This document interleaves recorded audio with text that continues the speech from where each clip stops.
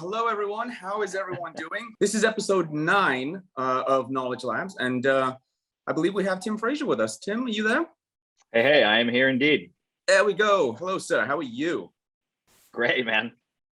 Well, we're going to do things a little bit differently than what we've done previously. And I'm actually very excited about this because this is, we always try and bring something new to every single session that we do. And we always bring someone that's doing something very different from the previous one. So I believe this is the first time that we have a producer and all the wonderful things that you do as a producer that I'm dying to find out. And I'm sure our audience will as well. So as I start all the sessions, for someone that has no idea who you are and what you do, can you tell us a little bit about who you are and what you do?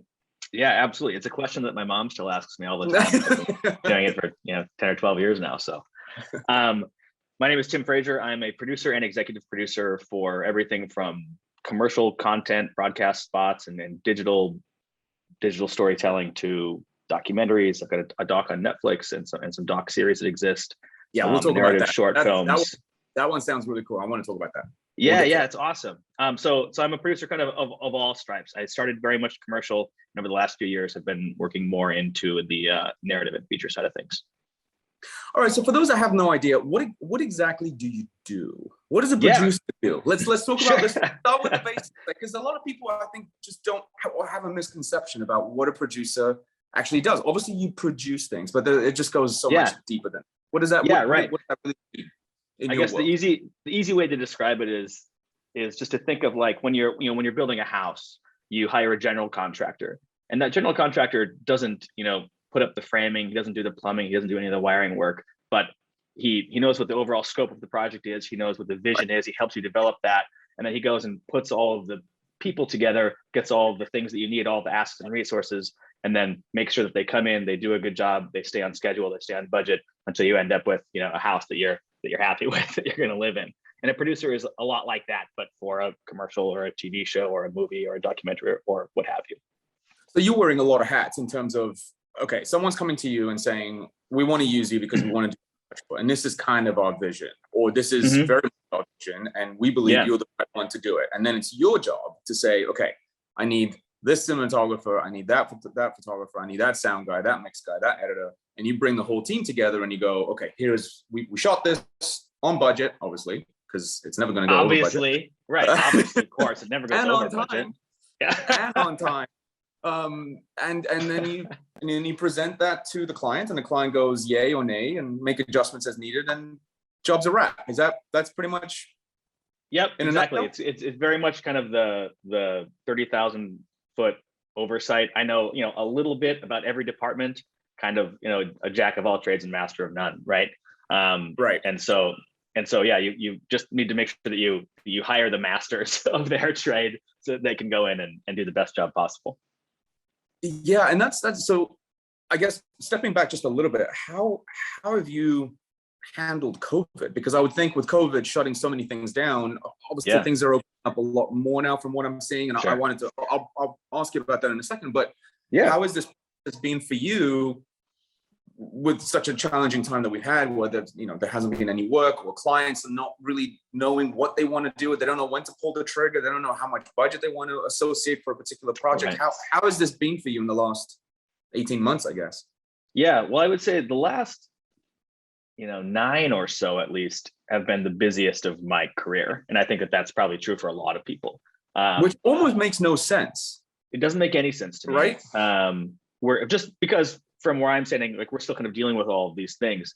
But I think that what happened was right when it came into the kind of Q1 of this year, there were a lot of companies and a lot of brands that said, hey, I've got tons of advertising budget, marketing budget tied up. And if I don't spend it, I'm going to lose that. Or if I don't spend it, we're going to get taxed on that. And so it kind of came a time, especially it was right around the rollout of the vaccine, and when people had started to get vaccinated, started to feel a little bit safer at least. But we all said, okay, maybe there's a safe way to do this. Maybe if we're all getting our shots, if we're all social distancing, if we're all wearing masks, if we're all wearing PPE and doing our best to be safe, that we actually can be. I mean, that was kind of the good-hearted version of it, and then the greedy version of it was just, hey, we got to spend this money so we don't get taxed, so we get our budgets back. And once kind of push came to shove on that front, the production doors opened back up again. So really, I mean, the last couple of productions I've had, it's been hard to even find crew because everyone is so busy. All of my first tier crew members are booked through February, and it's crazy. Which is great to hear. It's fantastic. Yeah.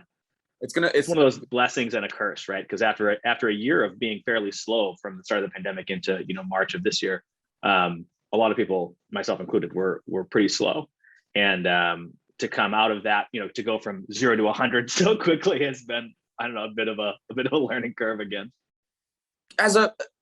In that time frame that you were quite slow, how did you keep your sort of creativity alive? Were you thinking concepts that maybe when the doors open up again with clients that I might pitch this, or was it just kind of like, okay, I've been really swamped, I'm going to use this time for just to basically have a breather? Or were you trying to keep yourself going and motivated? Because I think you're hearing both sides. You're hearing someone just saying, I just did nothing for like 6 to 8 months, and in a weird, bizarre, horrible way, this was actually a blessing. And then someone was saying, this was really creatively very welcoming for me because I finally had the time to spend on some things that I wouldn't have because I was working so much. Yeah, totally. I did. I mean, maybe this is a cop out of an answer, but I really did kind of both. I think a lot of people probably did. I mean, we were locked down for a year. It's hard to maintain one version of anything for that long, right? And so really when it started, I kept thinking, well, it's just, 2 weeks to flatten the curve, right? We'll be right back at this. There's no reason to slow down. And then, 4 weeks in and 6 weeks in and 8 weeks in and 10 weeks in, I still kind of maintained that same kind of attitude about it. It always felt like, shoot, something's going to happen and we're going to be right back at this, in a week. And so didn't really embrace the slowdown. Didn't really embrace the slowdown. Yeah. And I think that was probably helpful to a lot of, that's kind of my A team. They'd call up and I'd say, hey, nope, I'm still working. I'm still grinding. I'm still looking for stuff. Hang in there. I've got this on the line. I've got that on the line. And jobs would kind of pop up and go away and pop up and go away as everyone wanted to get back to work, but then it just couldn't, right? And they were just testing the waters, right? I mean, I think a lot of clients they just wanted to see if it's literally putting a toe in the water and seeing how many piranhas are coming to bite, or is this really worth doing in the first place? Because I'm in the 100%. Industry, I'm in the photo industry, and that really, it's still down pretty heavily, even to this day. So I know with the video, definitely got up and running a lot quicker than the photo world. Yeah, right. Yeah, I've experienced the same. Yeah, I think that, so at any rate, I kind of maintained that, positivity for a few months into it. And then I kind of relaxed a bit and said, okay, you know what, this is going on for a bit. I've got a 2-year-old and a 5-year-old. And like, when am I going to get this opportunity to kind of hang out and really get this time with my girls? And so it was great. It was great to kind of take a bit of a breather and say, okay, we're going to the park in the middle of the day and we're gonna, take a drive out here. We're gonna go, we're gonna drive to see our friends in Arizona and stay in the car with no bathroom breaks as long as we can, so we don't, expose ourselves unnecessarily. And so, we found ways to kind of take advantage of that time off. But then again, there were just all these little glimmers of hope throughout that drew me back. So I never took, huge swaths of time off. Or went up to the cabin or whatever for 6 months at a time. I was always pretty in it. And, and I found ways, little things to do and little outlets. I did just a freebie music video for some friends of mine that are in a really cool group called like Kipia, that actually, I think maybe releases tomorrow. But cool. You find little things to kind keep of going. Keep your brain going and keep your kind of creative skills fresh, right? And so, but nothing of note really in that real kind of March to March.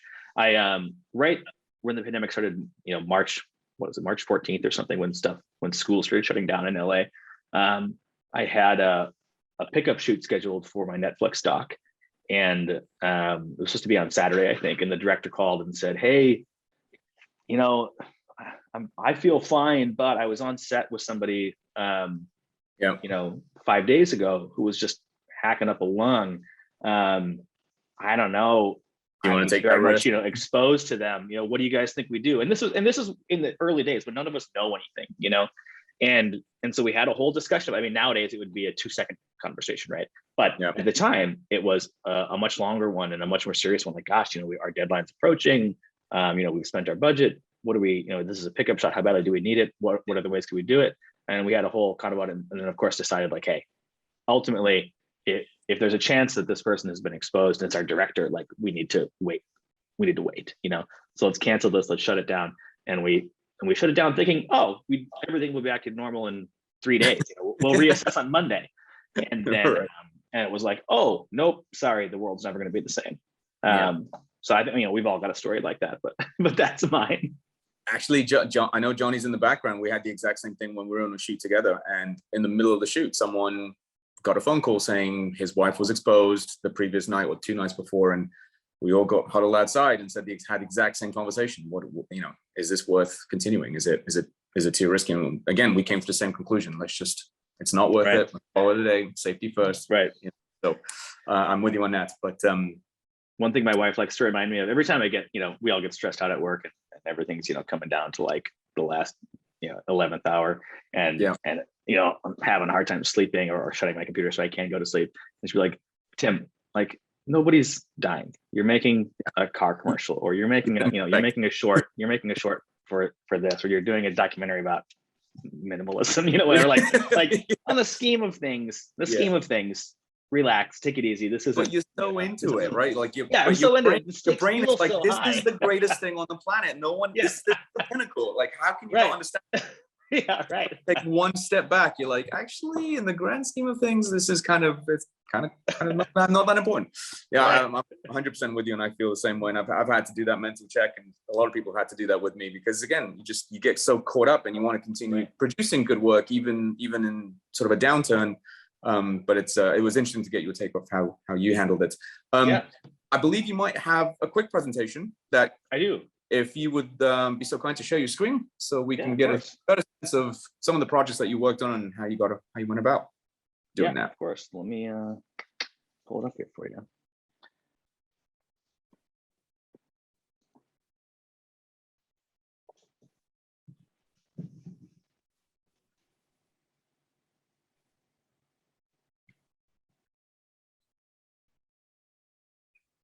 There we go. Perfect. All right, here, let me click this into full screen. There we go. Is that better? I love those Russian arms. They're just great. Aren't they so cool? I love shooting with that. Dude, they're so fun and they're so versatile. Like anytime we have one of these on set, it's so exciting. Well, we should talk about that, because again, I don't know how many people are on that really understand exactly what that car is and what it does and that arm attachment. But we'll get to that in a second. Please, sure. Go ahead with your I mean, hit me with the questions as much as you want. We had talked a little bit earlier, but just to say, I'm much more comfortable, asking questions answering questions off the cuff and on the fly than I am teaching. But I'll go through and I'll start talking through this stuff, and feel free to pepper me with stuff as it happens. I'm happy to. Seeing that we're on this page and you have this wonderful shot right here.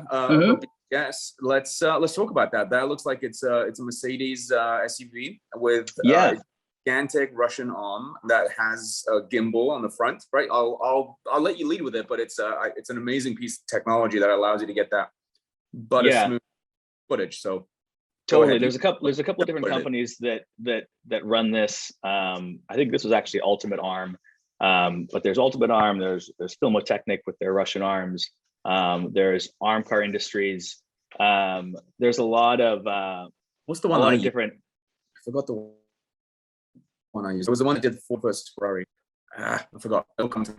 But yeah, was it John Betancourt with Arm Car? Was it? It will come to me. I know whatever. It had like Porsche Cayennes and all that stuff. I just forget the name. That's what's cool about it, is that they all have these different options, right? So they've got this SUV option, but they've got a Porsche Cayenne with it, because you got to keep up to whatever you're doing, right? And it's often in these chase scenes with these fast cars, motorcycles, and things. You can't really put it on a Hyundai Sonata and then hope to keep up. So they take these awesome cars that are already just incredibly expensive and unique, and then they put this bajillion-dollar camera crane on top of it. And like you were saying, it's got a gimbal on the end, so it can, it's got 6 different, forms of, or 6 different directions that it can move in, plus the arm, extends and comes back and moves on its own.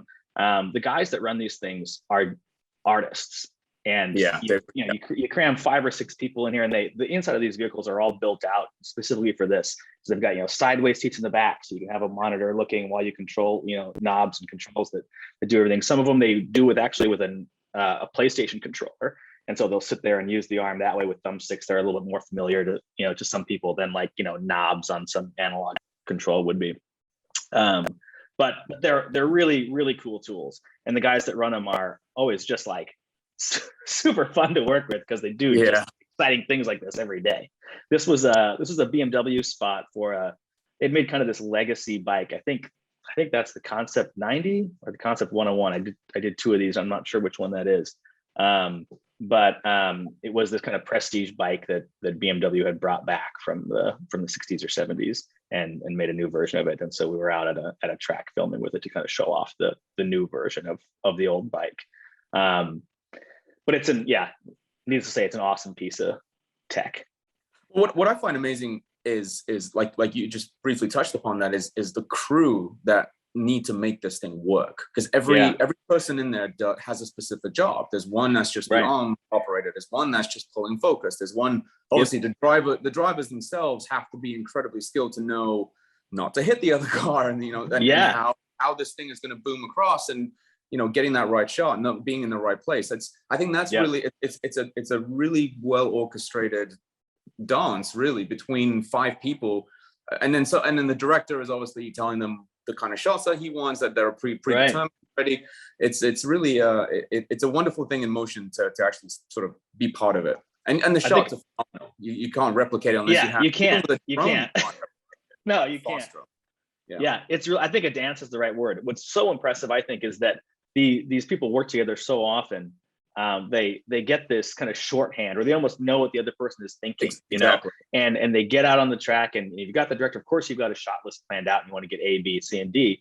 But then once you get out there, it's like, oh, but wouldn't it be cool if? And the men and women that work in these things are like, their imaginations are so keyed into it that even a director who's worked with it before, or a DP who's worked with it before, it's not the only thing they work with. They don't eat, sleep, and breathe, arm cars like these people do. And so when you start talking with them, and even once you start driving and they start really getting into it, the things they come up with are just so cool. The movement is so dynamic and so exciting. You can you can spot it. Watching it, and you're like, oh, that's an arm car shot. Easily. I do, and it's so neat. I guess this is actually a good segue into my first topic about justifying bigger budgets, because you can say, hey, sure, we can shoot this. How much is that? Right. We can shoot this car commercial on sticks on the side of the road, or we can get an easy rig and get a little bit of handheld motion with it, or we could try to do a drone, or FPV drones are more common now and can be cool, but are still a little more frenetic, I think, than an arm car is.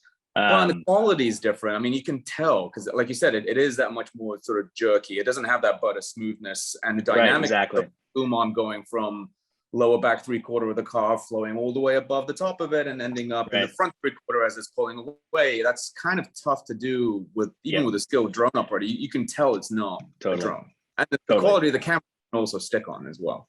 I think the quality of the camera is the big thing, especially the FPV drones that are so quick and so zippy. They've got they're just very small, and they have to be, right. At least right now they have to be. Who knows? I'm probably already wrong, and they probably already got the next cool thing. And whatever. There's an Alexa on an FPV drone now, but coming. As I'm saying this, it's coming true. But at least to my knowledge right now, the quality of the camera on the arm cars is so much better. And so if you're going to do something like that's top tier quality, then this is what you want to do. So again, justifying a budget.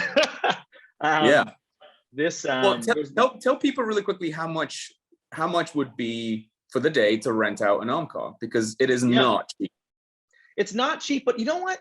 I don't know. It's not as bad as you might think, or maybe I think so because I'm getting used to working with bigger stuff. But I think that the car itself, like just the flat out, here's the thing, is around maybe 5,000 for a day, which I guess is expensive. And you can get them cheaper and you can get them more expensive. You can get different gimbals on. You can, you obviously, especially as a producer, part of your job, right? It's like the give and take and finding the best deal for what you need. Yeah, a little finagling.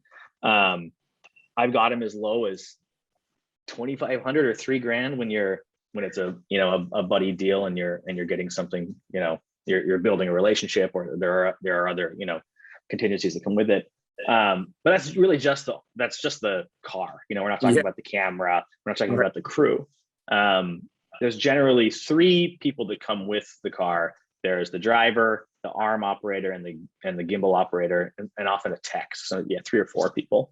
Because like you were saying before, it's all different things, right? So there's someone that's moving the arm. There's somebody that's operating the camera. Sometimes it's just the DP that's operating the camera. Sometimes it's the director that wants to operate themselves.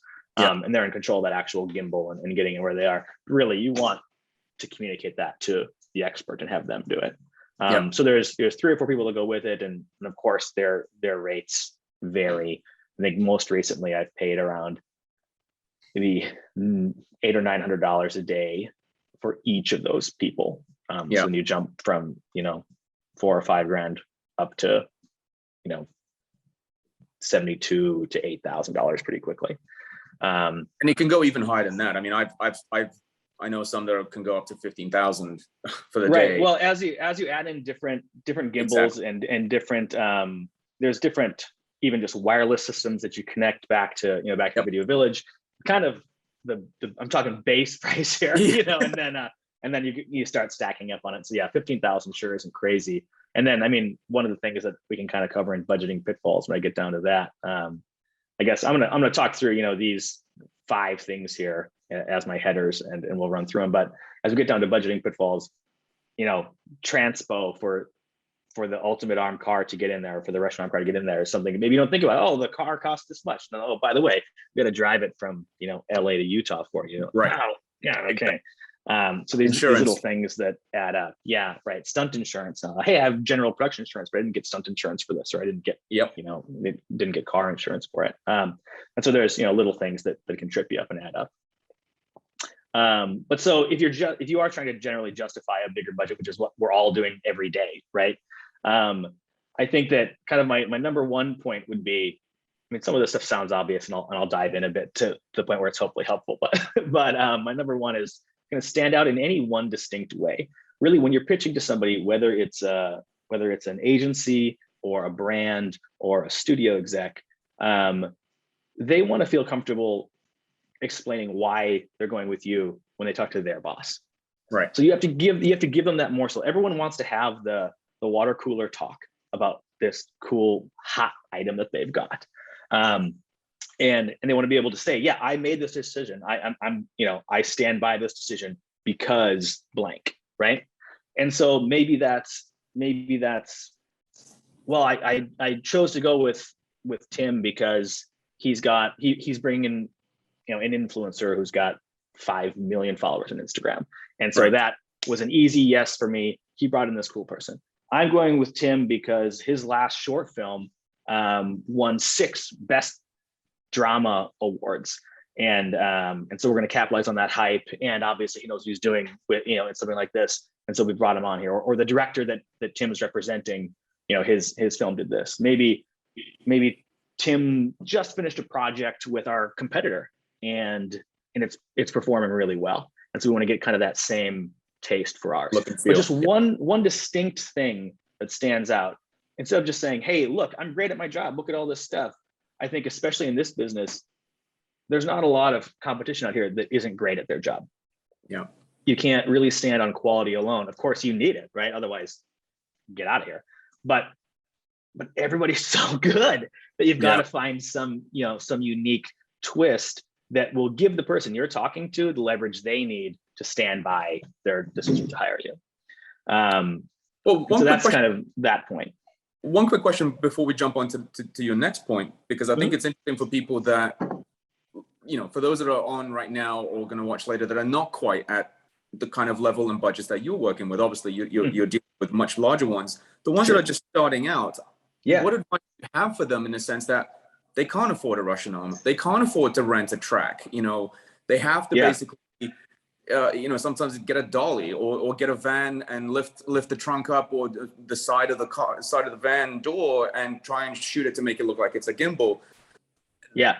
What sort of advice do you have for someone to try and do that, but still keep that really high level, consistent work to then progress them to the next level? Right. Well, I mean, kind of the next point there says project high budget work, because everybody wants to hire someone that's already done something in this tier, right? Nobody wants to be the first person to give you 50,000. Nobody wants to be the first person to give you 250,000. Nobody wants to be the first person to give you $1 million. And so you need to kind of project that. But like you said, there's so many ways to still make great work while working with very low budgets. You can, sure, you're not going to get an arm car shot by shooting out of the back of a pickup truck while you're, safely strapped in with a gimbal in your hands, but you can get awesome stuff that way. And so of course, like this quality has to exist, right? Like no matter what you do, before you say yes to it, make sure that you can do it really well, because if you do it poorly, you're not getting the next job, right? So it just needs to be, you just need to, I guess, I mean, this is obvious to anybody who cares about their job, right? But like, of course, do high quality work. But kind of exude this idea that it costs more than it actually did, right? You make it. Yeah, right. Yeah, kind of, under promise and over deliver.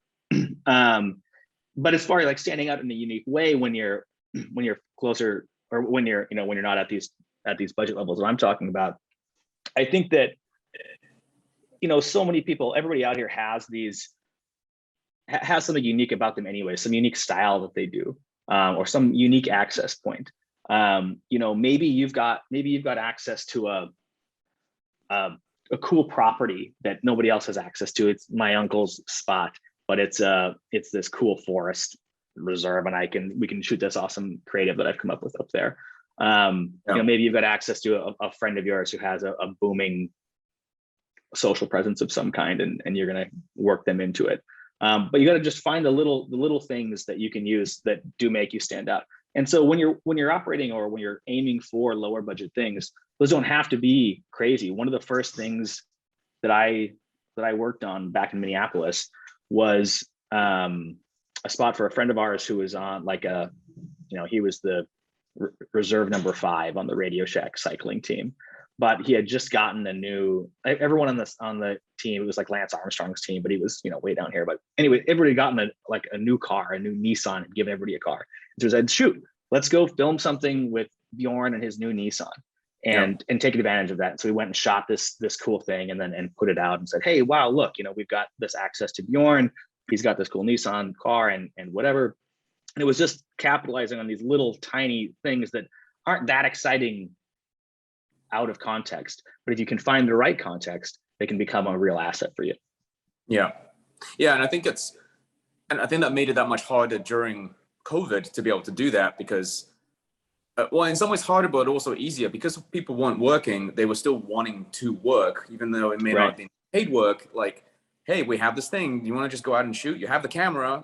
Absolutely. You want to cut this for us? I mean, I don't have a lot of budget, but I really believe in this idea. And if you present it, like you said, in the way that this is going to be awesome, you try and pull some favors which then helps you get to the next level.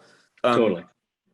The team around you is also equally crucial. You need to be able to work with the kind of people that can see your vision, 100%.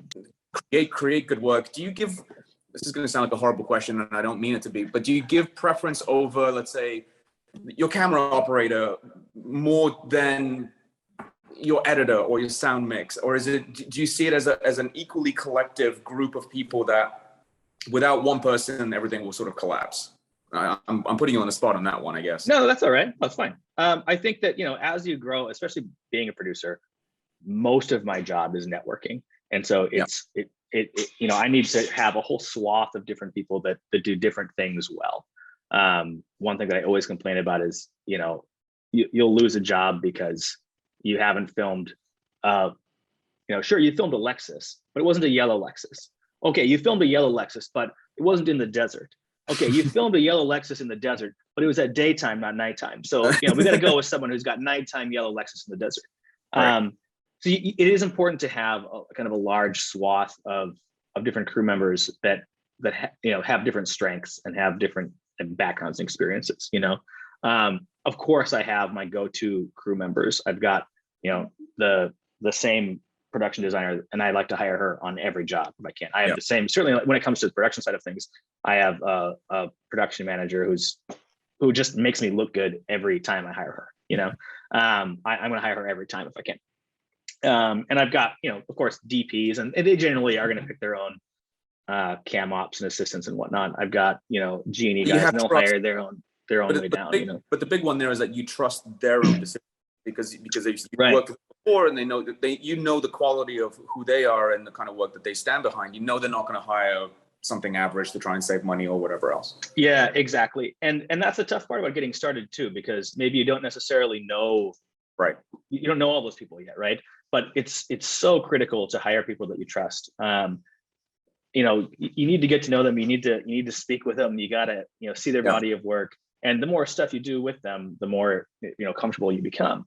And you need to know that sometimes they're not the right person for the job, and it's okay to go looking elsewhere. But I think, one thing that I joke around about a lot, I guess, but that is very true, is that this job it's so stressful, and the stakes can seem so high, and you get out there and you're on set and it's really coming down, and it's just, there's too much at stake, and it's too stressful to work with assholes. Yeah. So find people that you like working with and that are going to have your back. They know that, they've got your best interest at heart, you've got theirs, and that they care about the project, and hold on to them, and the industry, and it's a small industry too. So the bad apples, I think, will really sort of come up to the surface, and everyone will be like, oh, I didn't hear good stuff about that guy or that. 100%. So being, finishing a project without, like you said, being a complete asshole, even if you don't enjoy it, just do it, because you never know what it leads to. Keep the professionalism going, because it is a small industry, and people, your name goes around very quickly for good reasons or bad reasons. Probably it's super true. I think it's more of a subject now, right? With the strike that was kind of narrowly averted. Even all the production issues coming up on Rust now, that's been brought into the kind of the main focal point here as far as production goes in the country, probably the world.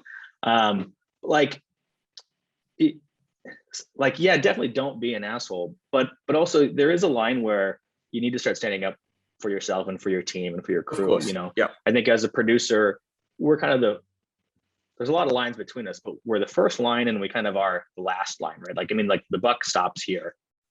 And I didn't mean that for that to be a money pun, but I guess it is. But literally and figuratively, the buck and bucks stop here. You need to communicate between your team and the stakeholder, whether that's a studio or a brand or an agency or a production company or whoever it is. And kind of, know when to bend, of course. And there's a lot of bending that happens, right? But there needs to be a point too where you're like, okay, maybe I am going to look like a bit of an asshole here. But I need to, because, this is what's at stake or whatever. I think that just to distinguish between, getting the job done, doing what it takes, but also, knowing when to say no, that matters. And for the most part, every time I have put my foot down with a client or agency, the crew respects the hell out of you when they see you go into bat. But also, it always surprises me how quickly the other side of the aisle goes, yeah, you're right, and drops it. So it becomes this big thing, and you go, hey guys, it just isn't safe, or hey guys, we just don't have the time to do it, or hey guys, we just don't have the money or whatever it is. But if they've seen that you've been hustling, you're stretching every dollar, you're making everything work, it adds value to when you do ultimately have to say, hey, I can't do this, we can't do this. Well, and I'll let you go back to the presentation, because I know you have some more slides to go. I think the big takeaway from that one is your experience in the field, knowing how to communicate that, because there's different levels of assholeness. If that's blurry, yeah. Right. I mean, you can be just very aggressive, over the top, unnecessary, picking on the smallest thing, or you can be what you just said.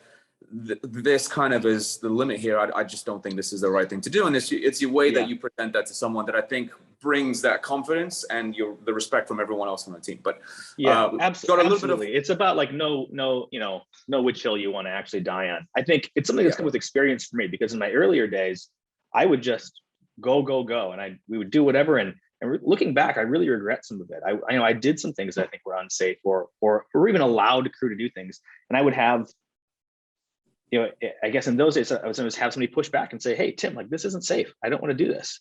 Yeah. And it almost, like, now it feels stupid that they had to say it to me. I should have been the one being that voice for them, right? And so that maybe just comes with experience, right? In the early days, I'm scared of letting anybody down, and my priorities are a little bit different than they are now, right? Yeah. But I think if I went back and did some of those productions again, I would do things differently. But it's gotten to a point now where I'll have a crew member say, "Hey, I really want to get down there and get this shot." I did a shoot in Mexico. I guess it was a couple of years now, but we had a big, a Red Bull truck jumping over a hill and then landing on this big, dirt path or whatever in the jungle. And the camera was like, "I can get right down there, right for the landing. I can be right there." And I was like, "Dude, no. Absolutely not." Like, good, put the camera there. We'll put it on a tripod, a flat on it, and we'll hope for the best. Like, by all means, don't be there. Yeah.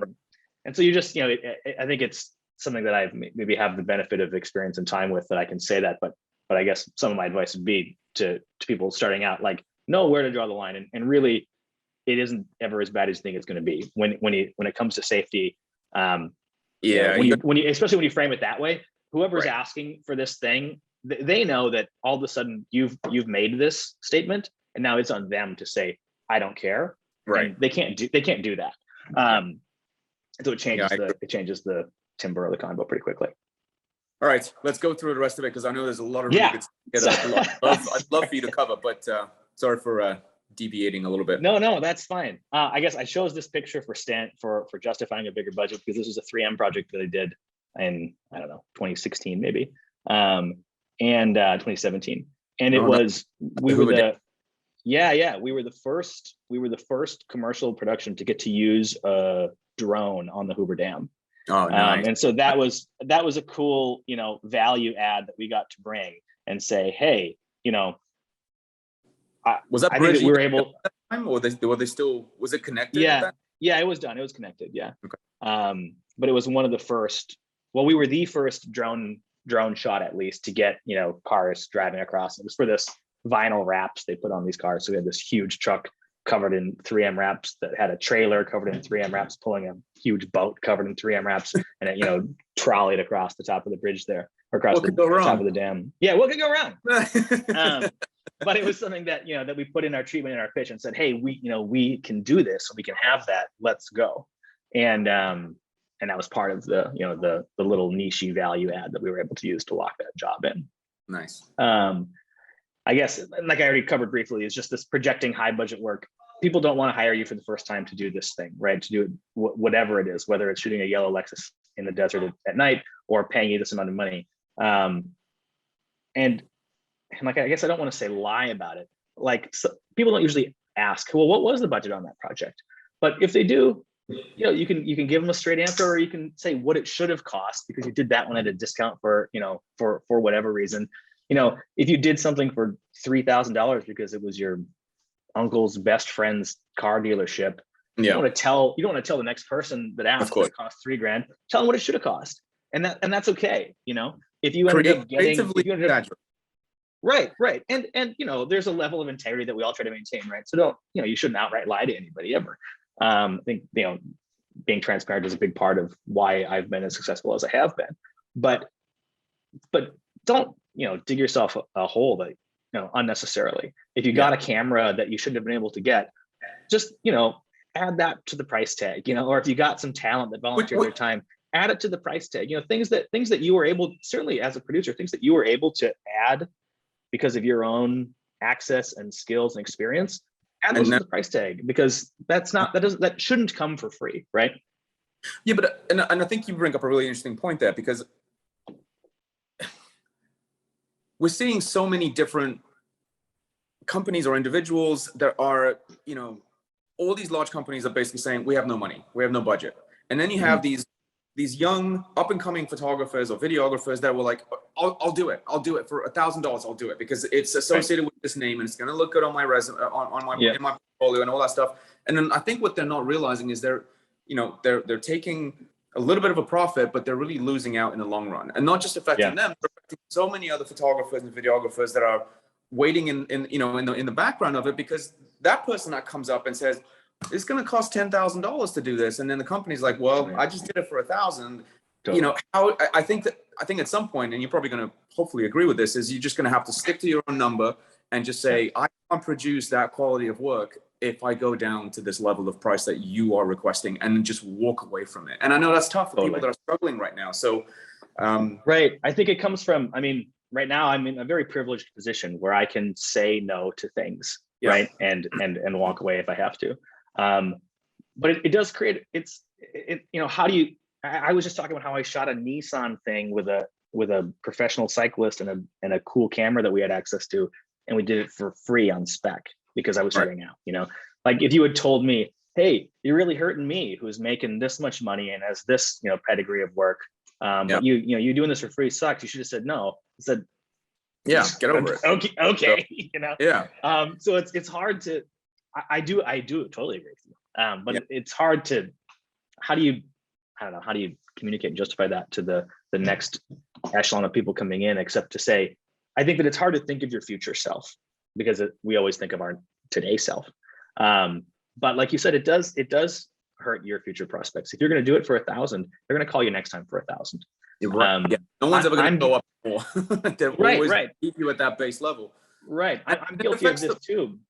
But I know, in my head, okay, this DP that I like, I know that he's $2,500 a day, or this other DP that I like, I know that he's $1,200 a day or $800 a day. And they're in my head as an $800 a day guy, a $1,200 a day guy, and a $2,500 a day guy, And that's how I've got them compartmentalized. But clients and studios are no different. I have very little success with doing something at a lower than cost or like lower than I should do it budget number once and hoping that next time that's coming back. I do have clients and agencies that do it, but it's like 1 in 100.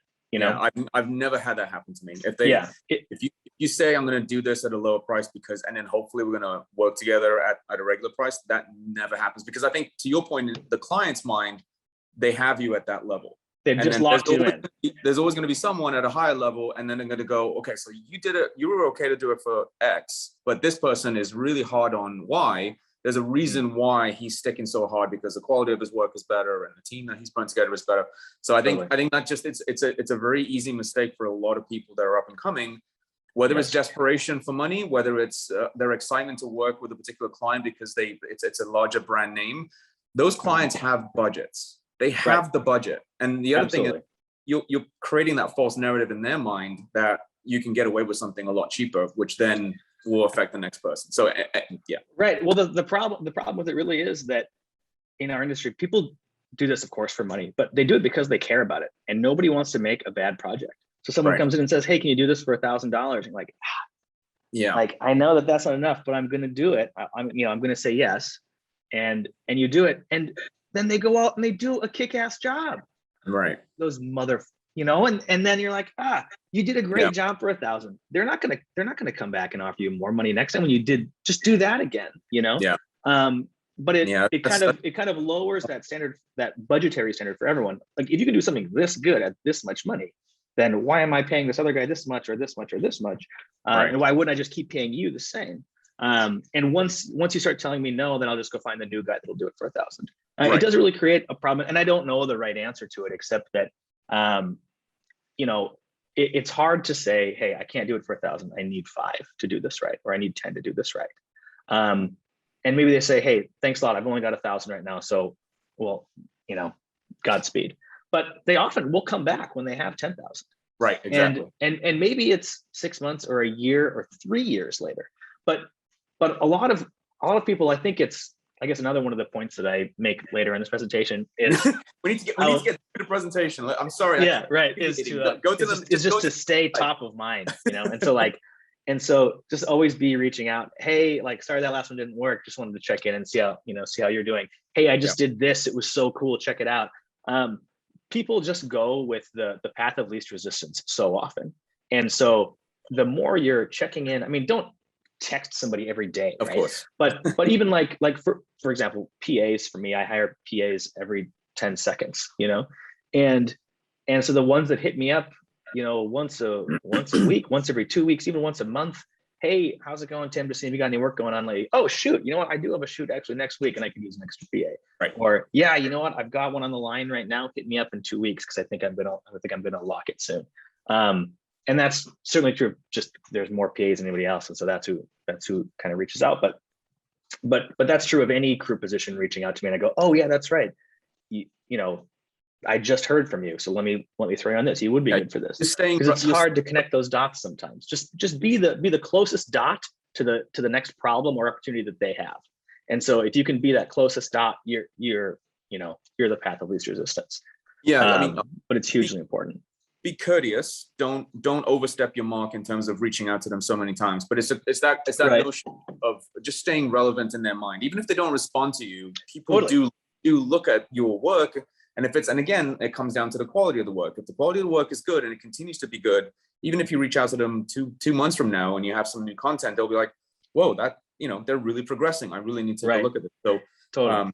I agree. All right, let's move. So I'll skip through the next one. Just talk through some budgeting pitfalls. This was a spot that we did, I think for Nitto Tire actually, but we did a bracket of supercars that did like 8th mile drag races. It was the 6th Street Bridge before it got torn down. Yeah.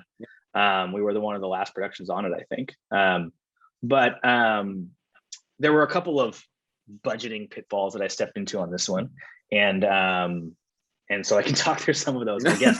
But the premise was, hey, we've got all these different supercars. They're in a bracket. People could make their own brackets and say, who they thought was going to win the ultimate, the fastest 8th mile drag down the bridge. But there was all kinds of stuff that went into it. So just to talk through some quick budgeting pitfalls, I guess, as as anybody who's been awarded any project knows, like kind of even before you get awarded, you need to start budgeting this out to see, can I actually pull this off?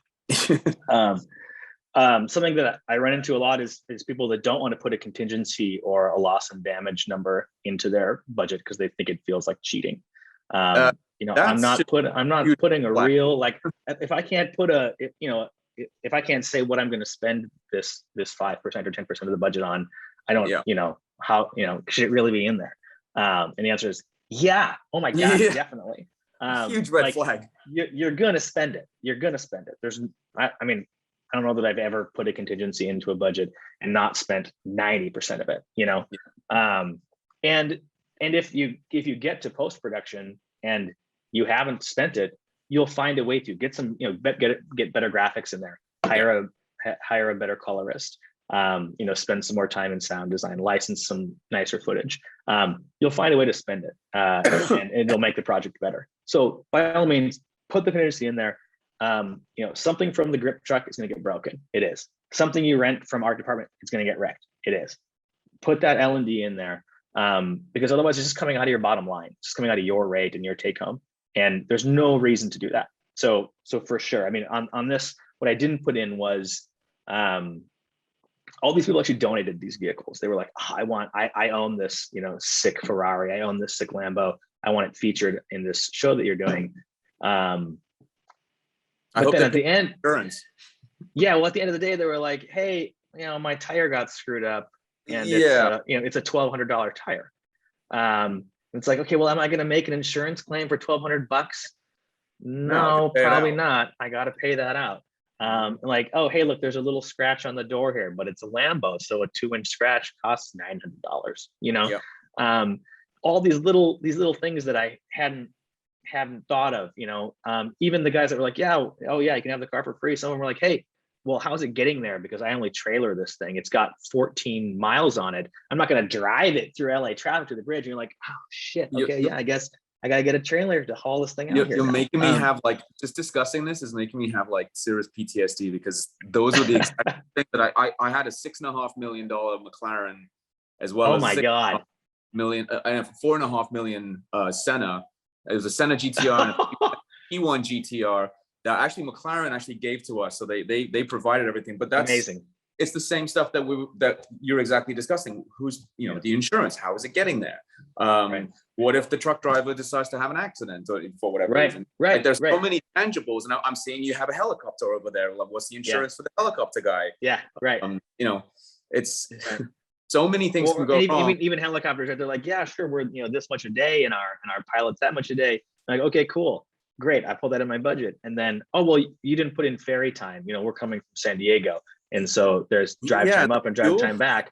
And we didn't put fuel in. I quoted you just the rental for the helicopter and the pilot. You didn't ask about fuel. Well, I didn't know to ask about fuel, Right. I thought that was included in the price.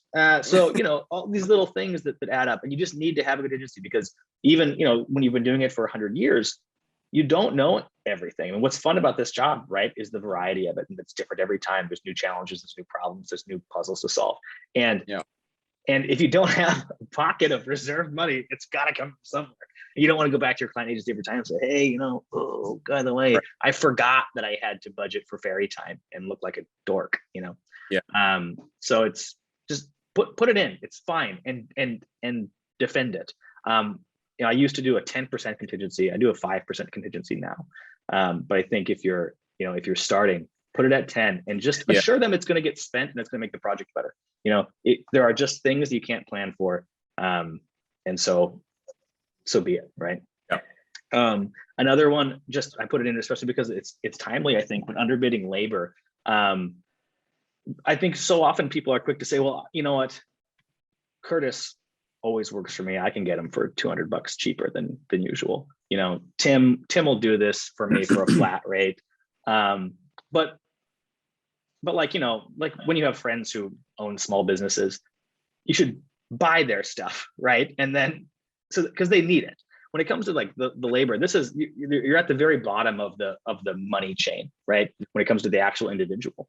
And so don't underbid that. Try to leave that where it should, so that your crew's morale is higher and you're setting a good standard. You're going to get them next time. Which is massive, especially on 2-3 day, 5-day shoots. That makes a huge difference. It adds up so much, and it doesn't affect. So when I've gone through and said, okay, I've got to shave, whatever, $2,000 out of this budget. Where am I going to do it? Okay, if I take $50 from this guy and $25 off of her rate, not worth it. You go through, you spend an hour doing it, and you end up and you save $400 of the $2,000 you're aiming for. Really, the places that you can underbid are companies, because they'll negotiate with you, especially if you have a relationship. And it doesn't need to be just, if you've been doing it for 10 years, Sal down at the camera house and you can get stuff from him for cheap.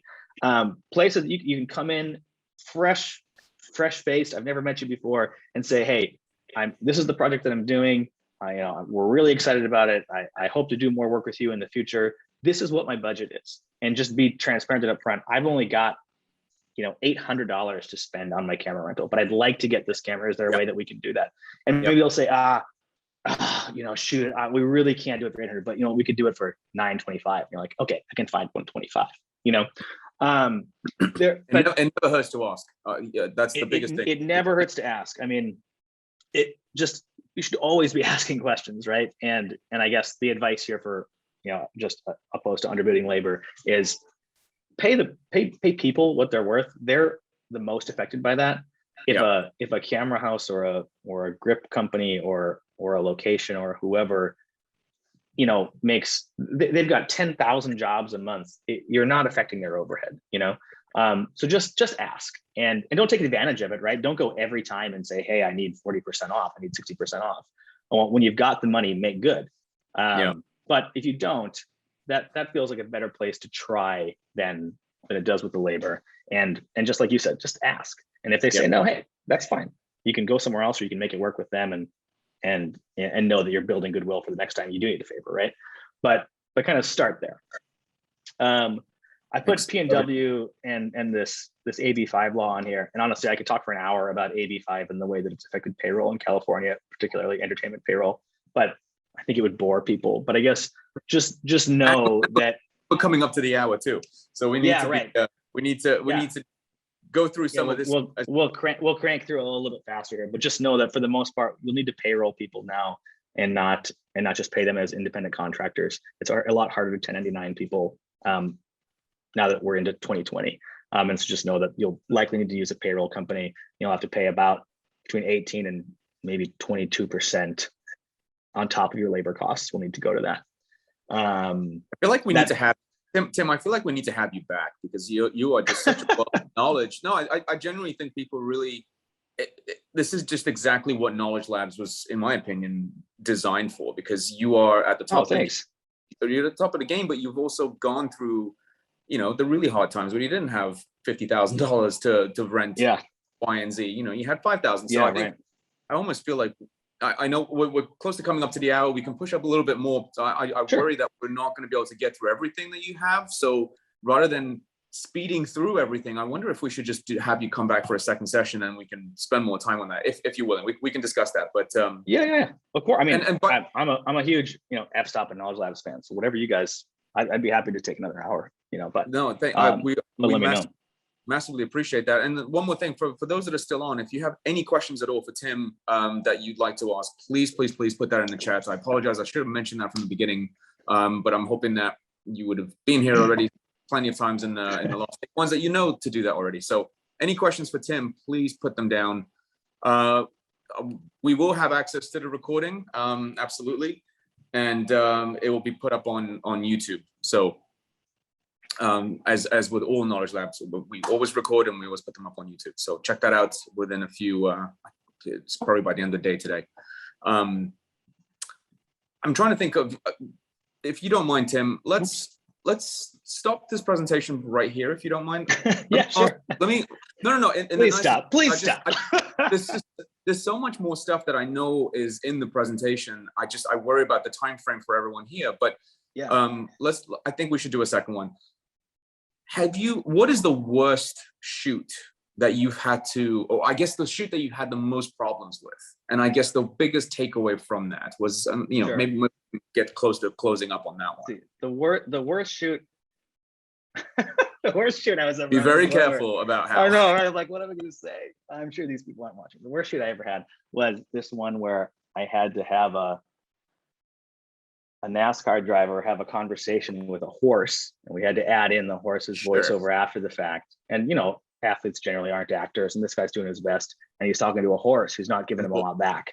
And a horse is a horse. It was a full Mr. Ed thing, and I guess just creatively, maybe that was the worst one. But I guess as far as problems go, man, I don't know. I've got all kinds of war stories that I'd love to get into. I had a huge one of my first kind of independent producer jobs was a music video for a prominent musician, I guess, YouTube musician, and we built this cool suit for her that had lights in it, and it broke to the point where it actually started electrocuting her leg mid dance sequence.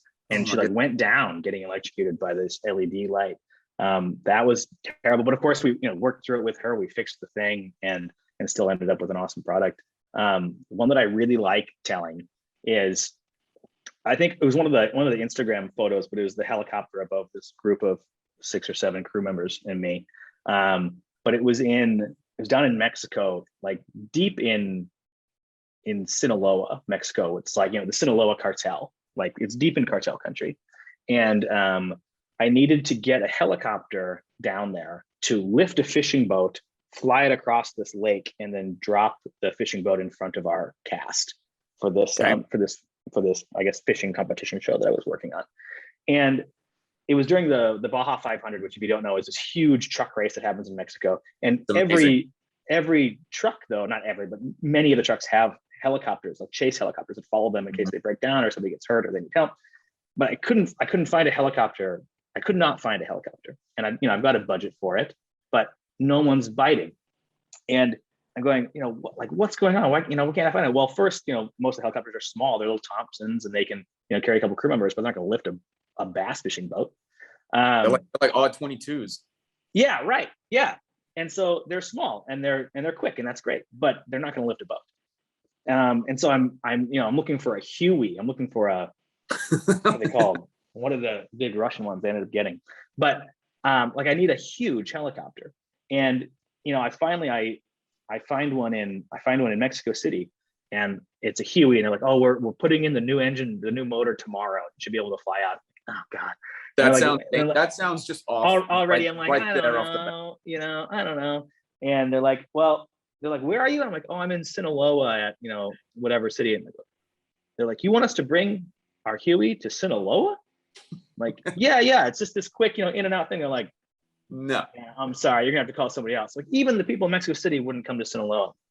Finally, I've called every helicopter provider in 3 countries. I mean, like Canada isn't biting, Mexico's not biting, nobody in the States is biting. Finally, I find a guy in Utah that has a huge helicopter, and he's going to fly it down. And he's got to make 5 stops along the way to refuel because it's just such a long trek and such a big helicopter. It gets down, finally it comes in and it lands. It's this big epic moment. I feel like, hey, I've done it, right? Like at the last possible minute and way over budget, but I'm following through on what I said I was going to do. My value add, from above, but I'm going to do it. And the guy lands and he goes, hey, bad news though. I've got plenty of fuel right now, but I've got so much fuel that I'm over my payload if I lift the boat. So I've got to fly up. I got to burn off all this fuel so that I can lift the boat up. But by the time I do that and then go do the gag, I'm not going to have enough fuel to leave. So you got to get me some jet fuel here into Sinaloa Valley so that I can go home at the end of this. My God. And I can't find jet fuel now. Like in the States, you can drive jet fuel around, I guess. But in Mexico, it's, part of the way that the cartels move money and drugs is via jet. And it's a way that they stay off the radar, right? And so jet fuel is much more heavily regulated. And so I'm calling around the airports like, well, if you can get it here, sure, but I can't send it to you. We have this kind of local fixer, and he says, hey, I know a guy who works with the cartels. If you give me enough cash, I could go get you some jet fuel and I can get it here in an hour. I'm like, dude, I'm not. No, that just escalated I'm not, really quickly. I'm not doing that, right? Yeah. But so then I said to the helicopter pilot, hey, instead of going up and burning off the fuel, like, can we just take it out and put it back in? Yeah. Do you have some gas cans? And he's like, well, sure, I've got an empty fuel tank in the bird actually, but like, look around. Do these guys have a fuel pump? Yeah. It's like, well, I bet they don't, but I bet they've got a garden hose. If can we just siphon it? He's like, you want to siphon the jet fuel out of the helicopter? I'm like, yeah. My He's God. like, well, you can try. I'm like, all right, get the tank out. So I go to the little fishing hovel next door and, hey, do you guys have a hose or a tube? When they hand me this old garden hose, and I mean, the sun is setting. We're losing our moment. I rush back over. I shove the tube down into the gas tank of the helicopter and just I take a knee in this cow pasture in the middle of cartel country in Mexico and start sucking on this hose, chuck it into the gas tank, into the reserve tank, and it just starts pulling out. The pilot's sitting there watching it, and he says, okay, cool, we're there. We pull it out of the bird, and he takes off, lifts up the boat. Boom, we get this gorgeous golden hour shot of a boat flying through the sky and being, presented to our cast. Bird comes back, put the reserve tank in, he takes off, he goes home, and we're done. I think what's amazing about that is, like, we see so many great shots, but we have no idea the backstories of what it took to make those happen. It was probably 5 seconds. Right. I don't want to think about it. I don't want to think about how short it was. It's insane. And I think people really we just need to really appreciate the people that do that, because without that, you wouldn't get that shot, and it wouldn't make wouldn't make it look and feel like the way that it should have done. But I think it ties back to what you were saying at the very beginning of this, where if you don't have enough money to get an armed car, maybe you can only open the side of a minivan and get what you got. Doing that, learning those skills when I was at that level is what allows me to think outside the box now and say, okay, well, what can I do? And maybe it isn't the polished Hollywood version of it, right? But what can I do to get the job done right now? And what's going to make this thing go? And what's going to make this thing, score a 10 out of 10? Yeah. And, you don't have to see how the sausage is made, right? Like you just said, nobody knows. Right. You can just find a way to get the job done and get it done right. It doesn't matter, right? Yeah. Make it look good, make yourself look good, make your client look good, and you're going to get the next job. they just called me and they want to do season 2. Great, congrats on that. And you can tell that story to your kids. So exactly. Interesting. That's a good one. I told it to my wife. She was just like, "Oh God, no, just stop, just stop." I've had one or two of those as well in my experiences. But Tim, let's do this. I think we need a second session, to be honest. Thank you so much for your time. I really appreciate it. For those that let's get some more questions, because now we'll know that you'll come on for the second one. That will be easier for the Q&A to really kick in for the second one. Thank you so much for your time. I really appreciate it. You are a wealth of knowledge, amazing to talk to. And we'll get this set up for the second one for sure. Yeah, sure. I'm happy to stick around and answer a couple of questions if there are people that have them, and if it's time to sign off, we can sign off too, and we can pick it up later. Whatever's easy for you guys. We've got one question. This particular gentleman lives in Portugal. Sometimes, cool. He says sometimes he loses clients to big time travel influencers. In what way, in your opinion, should I pitch myself differently to clients, since my numbers can't go face to face with them and available budgets are all around the same? So I think what he's asking is he loses out some particular jobs to larger influencers or producers. How, I mean, we kind of touched upon that in some ways. I'm not sure what the question was asked, but we did touch upon and how you should try and continue to do work even if you don't have the budget. Try and find ways of how to do it within your budget. I would say, I mean, for something like this that's like a chronic problem for him or her, for them. I would say that it's maybe the kind of thing where you just, one thing that I have to keep reminding myself is that like 50% of something is more than 100% of nothing. And so you're like, you're aiming for this, you're trying to get this gig or this project or whatever it is. But at times like that, maybe if you're I guess consistently missing out on those opportunities, a good way to get one and then say, hey, see, I can do this, hire me for the next one, is to just partner with somebody and say, hey, I'm going to make 50% of what I wanted to make on this because I've got to share this profit with this partner, but it means I'm going to get this next one. I think that you still have to deliver super high-end photo and video no matter what. So if it's a compromise, it's going to make that not attainable, then it's not a compromise worth making. But partnering with an influencer, even in advance, do your own research and find someone that you think would be cool. And the next time you go to present to one of these travel film opportunities, say, hey, and I'm bringing this person with me. And now, you're a package deal that's already coming in, done and dusted. They have even less homework to do. Maybe that's the thing that they can use to justify to their boss. Like, hey, this guy's a known entity. He's already on social media and he already does these things. He's got this followers. We like him. On top of that, he came with a local production partner who knows the area and has experience filming here. And it's an easy yes for me for that reason, instead of, hiring somebody from LA and hoping they know what the F they're doing once they get to Portugal, And to piggyback that as well, and again, something that we really touched upon, for me, I'm a huge believer in quality of the work. I'd rather do 1 or 2 really good, solid projects than do 10 that are just not good enough. So I think figuring out your budget and analyzing where am I going to get the best bang for my buck, I think that's a much better way of doing it. I'd rather pitch 2 projects rather than, like I said, 20 projects that I just don't have that caliber, because people will remember that. So they're always going to associate you with that rather than that one kick-ass project that you did, because at least that shows them that this is what I can do. Imagine what I can do if I had a real budget. That's kind of, they know that it wasn't a huge thing, but imagine if you had a real budget, what you can do with it. So I think putting your best foot forward, especially like you said, in such a crowded market, is the only way to go, really, as far as I'm concerned. I guess one thing I always find myself doing is I feel like I'm teaching the brand or the agency, or trying to communicate to them what I think they should be doing, and maybe that's because sometimes they don't my foot in my mouth with them, but it seems like often they don't know. So in a situation like this, influencer marketing is only one spoke of a much larger wheel, right? And so if they're saying, hey, we're putting all of our money into this basket, this guy's got followers, or this woman has got followers, and we want to capitalize on her audience, like, sure, but if the content is going to suck, or if it's going to the wrong audience just because they've got 1 million followers, like, who are those people? Who do they exactly who you're trying to talk to. But look, I've got access here, and I've got experience here, and I've got history here. Influencer marketing is just one spoke of a much larger wheel. So sometimes maybe, it's tough to, you don't want to feel pedantic talking to the person who's hiring you, but trying to communicate that that's just one aspect, and maybe they should consider, the rest of the pie. Maybe that can help you get in as well. Just kind of a different take from partnering, Fully understood. All right, Tim, let's do session 2. I think that's needed.